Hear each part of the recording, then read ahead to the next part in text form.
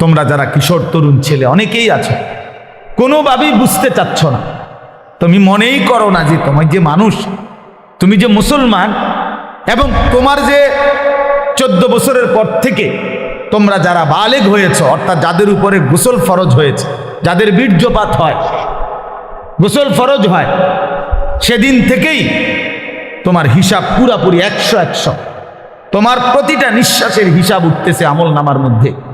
তাহলে তোমাকে এই বালেগ হওয়ার পর থেকে প্রথম সেকেন্ড থেকে তোমার হিসাব দিতে হবে। একটা চোখের দৃষ্টি, কতবার নারী দেখছো, ছবি দেখছো, নর্তকী দেখেছো, উলঙ্গ ছবি দেখেছো, প্রত্যেকটা পলক নজরের হিসাব দিতে হবে আল্লাহর কাছে। আল্লাহর কাছে প্রতিটা হাত পায়ের অঙ্গের নড়াচড়ার হিসাব আল্লাহ তাআলার কাছে দিতে হবে। আমাদের 16 বছর, 18, 20, 25 বছরের ছেলে পেলে সে মনেই করে না কিছু, যে সে যে একটা মানুষ, সে যে একটা মুসলমান, সে যে আখেরাত আছে, আল্লাহ আছে, রসুল আছে, কোরআন আছে, কিচ্ছু বোঝে না, কিছুই বোঝে না। কি করে, কেন হাসে, কেন কাঁদে, কেন ঘুরতে আসে, কি করতে আসে, কি করে চুল, কি করে জামা, কি করতেছে, কার লগে আড্ডা দেয়, কেন আড্ডা দেয়, এত ছবি কেন উঠায়, এত ভিডিও কেন করে, কারে দেখাস বেটা, কে দেখে তোর এগুলা, কে দেখে, কার পাগলামি কে দেখে? নিজেই মোটর সাইকেল চালায় জোরে, আবার এটা নিজেরটাই নিজের সামনে ভিডিও লাগাইয়া এটা ভিডিও করে, এটা আবার ফেসবুকে দিল, মানুষের বাকি কিছু পাগলে চাইলো, এই পাগলের পাগলামি। আহা, এটা কথা হইল? মোটর সাইকেল চালানিও ভিডিও করতে হয়, সাইকেল চালানিও পেশাব পায়খানাও তো ভিডিও করা উচিত, লোডা বদনাও তো ভিডিও করা উচিত।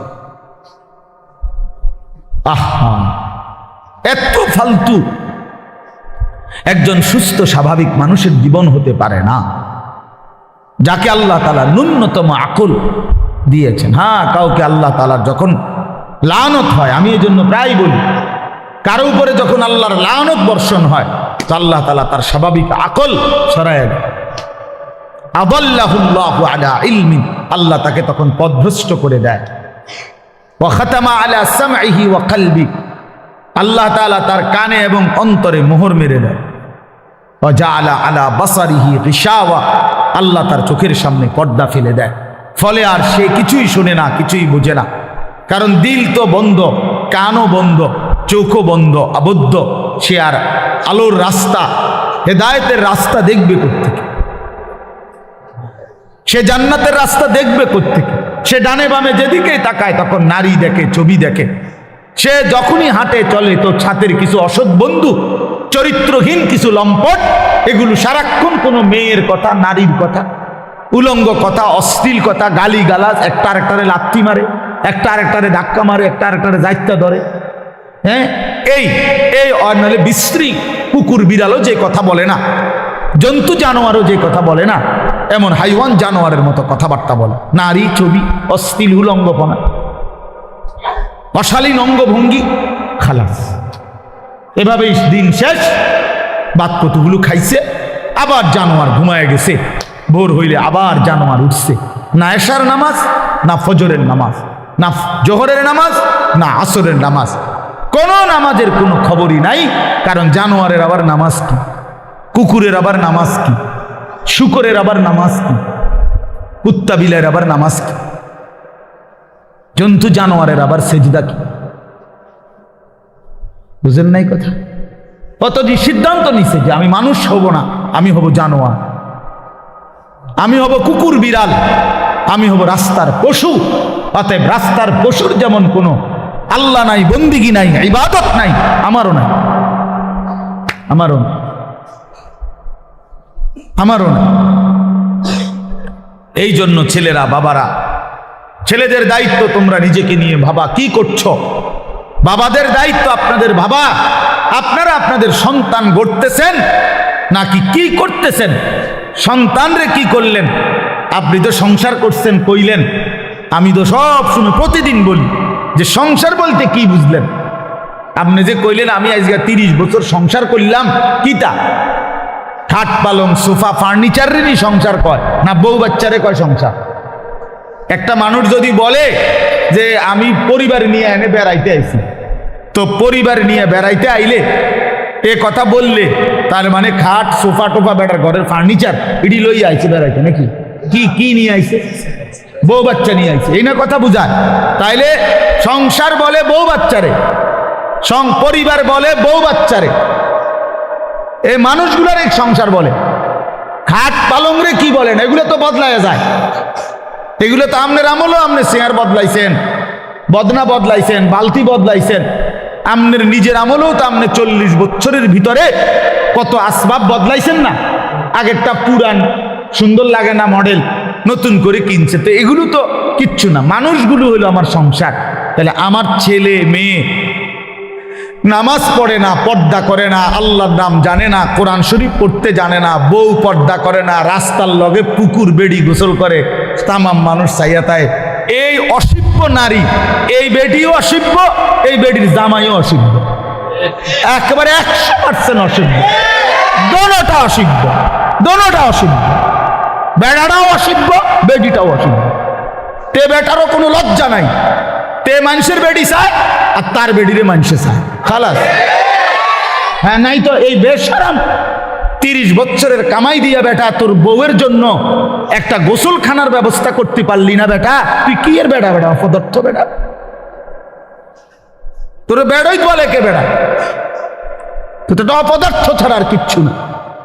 নিজের স্ত্রীর জন্য একটা, মেয়েটার জন্য একটা নিরাপদ গোসলের ব্যবস্থা করতে পারে নাই পর্দার ভিতরে, এরকম বেহায়া, এটা কেমন পুরুষ? এমন নির্লজ্জ পুরুষ হয় কেমনে নিয়া? এরম বেগায়রত, আত্মমর্যাদাহীন। আমার স্ত্রী রাস্তার মানুষে দেখবো, তাহলে আমি জীবনের বাচ্চা থেকে কিনলাম। আমার মেয়ে রাস্তার ফোলাফাইনে টিটকারি মারবো, ইটকারি মারবে, অথচ মেয়ে আমার। তাহলে আমার মতো বেডাইত মুসলমান আমার বাচ্চা থাকার দরকার কি? বেড়া আমি মরে যাই না কেন? আমি মরে যাই না কেন? আমি পানিতে ডুবি না কেন? বলে। এই জন্য বাবাদেরকে বলি, ইনসাফের সাথে বলে, ইনসাফের সাথে বলে। কইলেই কইব ওই হুজুর শুনে না, ওনার এই যুগ নাই। কোন যুগ নাই? নূহ আলাইহিস সালামের যুগ নাই নাকি? নূহ আলাইহিস সালামের যুগে তো মোড়ে শুনছে না, কথা বলেন না কেন? কয় না আগের এই যুগ না। কোন যুগ? নূহ আলাইহিস সালামের যুগ। ওই সময় দিয়ে কেউ ইমান আনছে না, অল্প কয়টা মানুষে নাই। তো তাইলে তো তখন ভালো, কথা বলেন না? এখন ভালো না আর মিয়া? তো আপনি কোন কি আগের যুগ নাই? কিতাবা কোন যুগ নাই বলেন? এই জন্য বললেই হইল না। এই সমস্ত সামান্য 1-2 শব্দ বললেই হবে না। কোন নারী যদি, স্ত্রী ছেলে মেয়ে যদি নামাজ না পড়ে, পর্দা না করে, আল্লাহর কোরআন না পড়ে, সেজদা না করে, এরপরে তার প্রতি আমার করণীয় কি, এই ব্যাপারে ইসলামের কোনো দিক নির্দেশনা নাই। তো আপনি হেঁটে জিগান না কা? কথা বুঝেন নাই আমার? যে হুজুর আমি 50 বার বলছি আমার বেডির, আজ 2 বছর ধরে আমার বউরে পর্দা করতে বলছি, কথার কথায় কোনোভাবেই আমার বিবি পর্দা করে না, এখন আমি কি করতে পারি? এই ব্যাপারে ইসলামের কোনো নির্দেশনা নাই। তো সেইটা জিগাইবেন। এরপরের কামটা কি এটা বলতে আপনি জিজ্ঞাসা করবেন। আমি হুজুর কোনোভাবেই আমার বেটি আমার কথা শুনে না, বউ সে আমারে শুধু বিরক্ত করে অথবা এই কারণে কষ্ট দেয়, তো আপনি তালাক দিবার আগে আপনি আগে জিজ্ঞাসা করেন যে হুজুর আর কোনো উপায় আছে কিনা, আর কোনো ফর্মুলা আছে কিনা ইসলামে? না, কইয়ে লাভ দিয়ে উঠতেই একেবারে 19 থেকে 20 হইলেই একটা ফাল মাইরে 3 তালাক দিয়ে ফেলে, একবারে সব 3 তালাক। বেওকুফ বেটা, কথায় কথায় 3 তালাক দিয়ে দাও, আবার আন্দোলন হুজুরদের কাছে গিয়ে, হুজুর বুঝছি না, এই সময় মাথা ঠিক আছিল না, এই সময় মাথা ঠিক ছিল না। বলে এই সময় তো মাথা আগের থেকে পুরো ঠিক আছিল, কারণ 3 তালাক দিলে বেডি তালাক হয়ে যায়। পাগলে তো এই কথা বুঝার কথা না, কথা বলেন না কেন? আপনার যে মাথা ঠিক না থাকলে কোনো পাগল, যারা আমরা রাস্তাঘাটে পাগল, এরা কি 3 তালাক দেয়নি? তো আপনি কি করলেন? আমরা মাথা ঠিক আছিল, মাথা আগের চাইতে বেশি ঠিক আছিল। সে বুঝে, এটা বুঝে শুনেই কইছে যে এই কথা বললে বেটি কি হয়ে যাবে। এটা তো না বুঝার কি আছে? নাহলে এটা বললেন কেন? আপনি 1 তালাক 2 তালাক না বলি 1 সালাক 2 সালাক কইতেন, চাইলে তার তালাক হইলো, না হলে কইলে নইলে বেডি চালাক, বউ বুদ্ধিমান। বলেন, তার মানে আমাদের সমস্যা একটাই, আমরা আখিরাতকে ভুলে গেছি। মূল বিষয় লেখা, আখিরাতকে যদি কারো মনে থাকতো খোদার কসম, তাহলে নিজের স্ত্রী, নিজের ছেলে, নিজের মেয়ে এবং নিজেকে ঈমান আমলের উপরে রাখার জন্য কি কি পন্থা, ইসলামে অপারগতার কিছু নাই, হতাশার কিছু নাই, শেষ মিনিট পর্যন্ত আর কি করা যায় এ ব্যাপারে ধারাবাহিক নির্দেশনা আল্লাহর কোরআনেও আছে, আমাদের রসুলের জিন্দিগির মধ্যেও আছে। ইসলাম তো একটি পরিপূর্ণ বিধান, কথা বলেন না? ইসলাম কমপ্লিট কি না বলেন?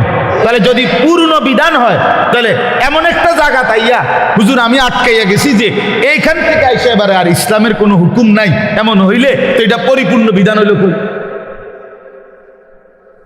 আপনি যদি বলেন যে হুজুর আমি 10 বছর বুঝাইছি পুতেরে, সে কোনোভাবেই নামাজ পড়ে না, হালাল খায় না, এখন আর ইসলামের কাছেও 10 বছর পরে কি করণীয় আর কিছু নাই ইসলামের মধ্যে, কাজে কোরআনেও কিচ্ছু নাই, হাদিসেও এ ব্যাপারে কোনো কথা নাই, আমি কি করতে পারি এজন্য ছেড়ে দিছি, তাহলে এ কথা বললে আপনার ঈমান থাকবে নি?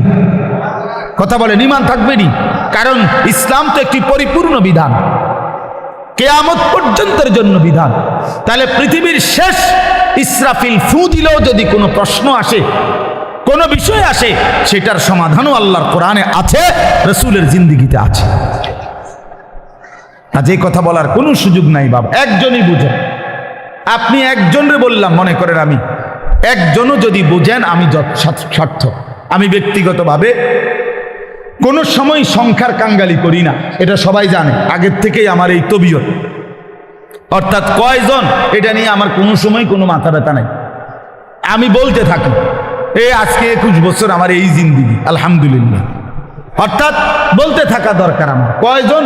একজন শুনুক আর 1 লাখ শুনুক, খালাস, শুনছে তো শুনছে। তো আমি ধরে নিলাম যে আমি একজনকেই বললাম। এক ভাই তার ফিকির আসলো নিজের পরিবর্তন, স্ত্রী সন্তানের পরিবর্তন। প্রিয় বাপ, প্রিয় ভাই, এটা এই এক কথাটাই মনে রাখেন, নিজের সংশোধন, নিজের স্ত্রী সন্তানের সংশোধন, ঈমান আমল, আখিরাত, স্ত্রী বউ বাচ্চা এবং নিজের অজু গোসল নামাজ রোজা, হালাল হারাম পাক না পাক, খোদার কসম এইটা নজর রাখা, এটাকে 1 নাম্বার প্রায়োরিটি, প্রাধান্য দেওয়া, এটাই মোমেনের পরিচয়, এটাই মোমেনের ডিউটি। আমার বউ বাচ্চার নামাজ আগে, বাদ পরে। আমার বউ বাচ্চার পর্দা আগে, এরপরে দুনিয়া। মনে করেন আমার বেরিয়ে আমার বউয়ের লগে থাকা যদি বালতিটা কিনতো ভালো হইতো, ভালো চয়েস করতে পারতো, আমি মনে করলাম, কিন্তু পর্দার খেলাফ হবে, দরকার নাই, বালতি একটু কম সুন্দর হোক, তারপরও বিবির পর্দা হেফাজত হবে। তার মানে মোমেনের ফিকির থাকবে আগে কি দিন, আগে কি বলেন না, আগে দিন, আগে দিন। ছেড়ে দিছেন আপনারা, যার কারণে ছেলে পেলে লাওয়ারিসের মতো হয়ে গেছে। আহা, মুসলমান ছেলে বাপমার পরিচয়ও ভুলে গেছে। কিসের বাপ মা? যার চুল বেঈমানের মতো, তার আবার বাপ মা কিসের? বলেন, একটা ছেলেকে জিজ্ঞেস করেন, এই যে ছেলে তোমরা বলো বাবা, তোমার কে তোমার বাবা? তোমার বাবা মুসলমান না ইহুদি? বলো তুমি। তাইলে তুমি এই চুল রাখলা কেন? বলো, কোন জানোয়ারের চুল রাখলা? কোন বেঈমানের চুল রাখলা? কোন কাফেরের চুল রাখলা? বলো, বলো, বেটকি দিয়ে উড়ায় দাও একটা কথা বললেই। হ্যাঁ বলো, কার চুল রাখছো? তোমার বাবা মুসলমান, তো তুমি বেঈমান পছন্দ হইল কেন? কাফের বেঈমান তোমার পছন্দ হইল কেন? বলেন। মূল কথা হইল পারিবারিক কোনো বন্ধন নাই, বাবা মার এই ফিকিরে নাই যে আমার ছেলে মেয়ের ঈমান আমল হইল আমার দায়িত্ব, এইটা বুঝেই না। মনে করে ভাত তরকারি, মনে করে বাজার সদাই, আমি কামাই করে দিছি, খালাস। না রে বাবা, এটা কথা না। আমরা মুসলমান, আমাদের প্রথম ডিউটি আমার নিজের ঈমান আমল, আমার দ্বিতীয় ডিউটি আমার স্ত্রী সন্তানের ঈমান আমল। কু আনফুসাকুম, এই 1 নাম্বার। 2 নাম্বার, ওয়া আহলিকুম, পরিবারকে বাঁচাও। প্রথমে নিজেকে বাঁচাও জাহান্নাম থেকে, 2 নাম্বারে পরিবারকে বাঁচাও জাহান্নাম থেকে, 3 নাম্বার ওয়া আনদির আশিরাতাকাল আকরাবিন, আল্লাহ বলছে নিজের আত্মীয় স্বজন, নিকট আত্মীয় যারা, তাদেরকে বাঁচাও জাহান্নাম থেকে। 4 নাম্বার লিতুনদিরা উম্মাল কুরা ওয়া মান হাওলাহা, নিজ এলাকা যেটুকু, এই এলাকা এবং তার আশপাশের মানুষদেরকে আল্লাহর ভয়, আখিরাতের ভয় দেখাও। এই 4 নাম্বার। 5 নাম্বার কুনতুম খায়রা উম্মাতিন উখরিজাত লিন-নাস তা'মুরুনা বিল মা'রুফ ওয়া তানহাউনা আনিল মুনকার। এবার চেষ্টা করো সারা পৃথিবীর বিশ্ব মানবতাকে, সমস্ত মানুষকে আল্লাহর দিকে ফেরাবার চেষ্টা করো।